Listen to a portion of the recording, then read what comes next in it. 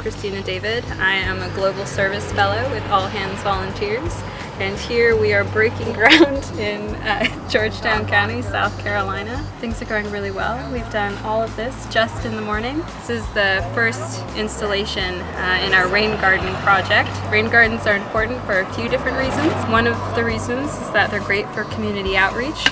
Good way to reacquaint the homeowner with their land and property, and then they're also wonderful stormwater runoff control. So they act a little bit like sponges and filters.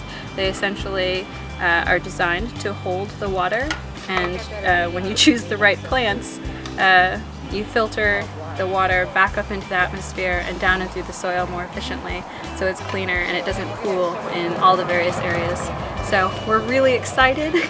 Got a great crew today, and can't wait to start our planting day.